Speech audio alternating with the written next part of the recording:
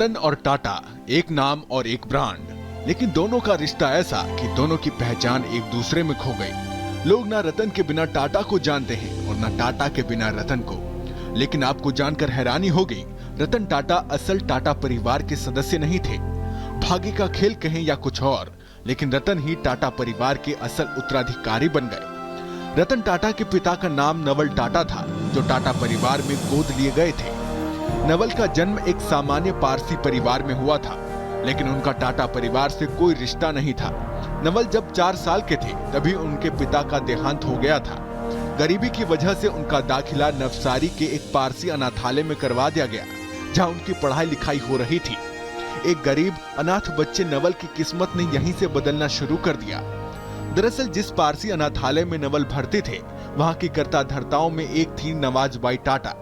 नवाजबाई जमशेद जी टाटा की छोटी बहू थी और उनके पति का नाम भी रतन टाटा था। अनाथालय में नवाजबाई नवल से इतनी प्रभावित हुई कि उन्होंने उस 13 साल के बच्चे को गोद लेने का फैसला किया। यहीं से नवल उस टाटा परिवार से जुड़ गए, जिनकी पहचान भारत के उद्योगों के पितामह के रूप में होती थी। इन्हीं नवल टाटा के बेटे थे रतन टाटा, यानी रतन उस JRD परिवार के गोद लिए उस बच्चे के बेटे थे, जिन्हें टाटा परिवार ने अपना हिस्सा बना लिया था। बाद में इन्हीं नवल के बेटे रतन मेहनत और काबिलियत से टाटा नाम का पर्याय बन गए। खास बात यह है कि रतन की परवरिश भी उन्हें नवाजबाई टाटा की देखरेख में हुई, जिन्होंने उनके पिता को गोद लिया था। नवाजबाई को रतन दादी कहते थे। रतन रिश्ते में अपने चाचा और ग्रुप के कर्ता धर्ता JRD टाटा के बेहद करीब थे। JRD ही उन्हें टाटा ग्रुप में लाए थे। JRD के कहने पर ही साल 1962 में रतन ने टाटा कंपनी में नौकरी की शुरुआत की। शुरुआती दिनों में रतन जमशेदपुर की टाटा स्टील की फैक्ट्री में काम करते थे, जिसकी कमान JRD के हाथ में थी। अपनी काबिलियत, मेहनत और दूरदर्शिता के बल पर रतन ने साल 1991 में टाटा ग्रुप के चेयरमैन का पद संभाला।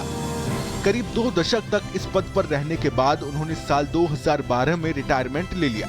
हालांकि उसके बाद भी वो टाटा ग्रुप की होल्डिंग कंपनी टाटा सन्स के मानद अध्यक्ष बने रहे।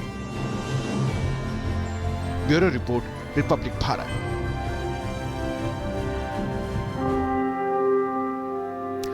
भारतीय उद्योग के पितामह रतन टाटा, उन्होंने न सिर्फ भारतीय उद्योग को एक शिखर तक पहुंचाया, बल्कि भारतीय उद्योग को अंतर्राष्ट्रीय मंच पर एक मुकाम दिलवाने में भी भूमिका रतन टाटा की रही।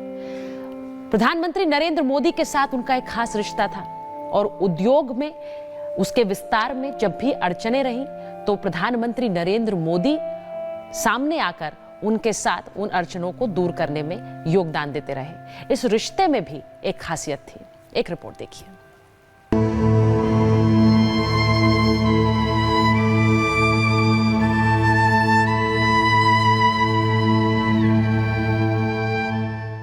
देश के अनमोल रत्न रतन टाटा अब हमारे बीच नहीं रहे। 86 साल की उम्र में उन्होंने बुधवार को मुंबई के ब्रीच कैंडी अस्पताल में अंतिम सांस ली।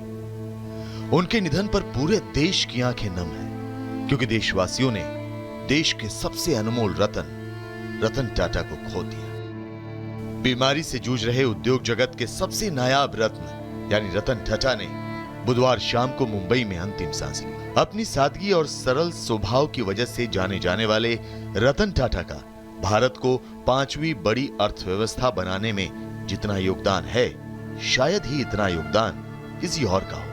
रतन टाटा देश के एकमात्र ऐसे कारोबारी थे जो अपने व्यापार को तो आगे तक ले गए, लेकिन देश को और देशवासियों को कभी पीछे नहीं छोड़ा। प्रधानमंत्री नरेंद्र मोदी के साथ उनके रिश्ते तो फौलाद की तरह मजबूत थे। दोनों के बीच एक दूसरे के लिए सम्मान और समर्पण की भावना अक्सर देखने को मिली। ये रिश्ते कितने मजबूत थे, इसकी गवाही देती हैं ये तस्वीर। ये बात तब की है जब साल 2006 में रतन टाटा को अपनी लखटकिया नैनो कार के लिए पश्चिम बंगाल के सिंगूर में प्लांट लगाना था। लेकिन तब ममता बनर्जी ने इतना तगड़ा विरोध किया कि रतन टाटा सिंगूर में नैनो कार परियोजना के लिए प्लांट नहीं लगा सके।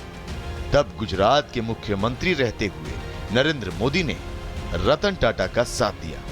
नरेंद्र मोदी अच्छी तरह जानते थे कि रतन टाटा का लक्ष्य आम आदमी को सहूलियत मुहैया कराना है।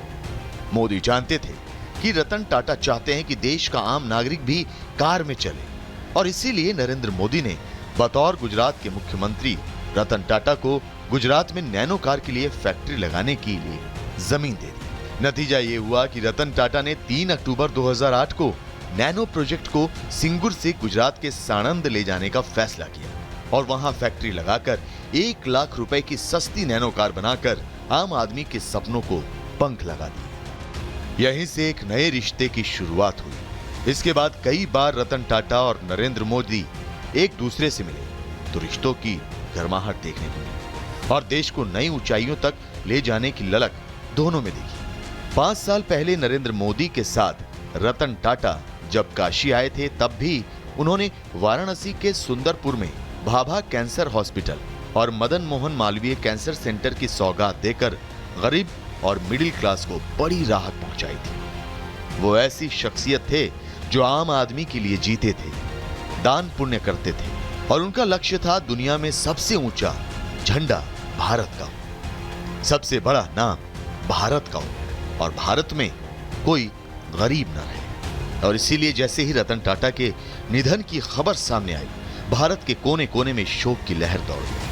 प्रधानमंत्री नरेंद्र मोदी ने तो उन्हें बिजनेस लीडर तक बता दिया। प्रधानमंत्री नरेंद्र मोदी ने ट्विटर पर लिखा कि श्री रतन टाटा जी एक दूरदर्शी बिजनेस लीडर, दयालु आत्मा और एक असाधारण इंसान थे। अपनी विनम्रता, दयालुता और हमारे समाज को बेहतर बनाने के लिए उनका जो समर्पण भाव था, उससे रतन टाटा जी हम सभी के प्रिय बन गए। रतन टाटा का यूं चले जाना भारत के लिए एक बहुत बड़ी क्षति है, जिसकी भरपाई कभी नहीं हो पाएगी। लेकिन देश के अनमोल रत्न रतन टाटा देशवासियों के दिलों में हमेशा अमर रहेंगे। Bureau report, Republic Bharat.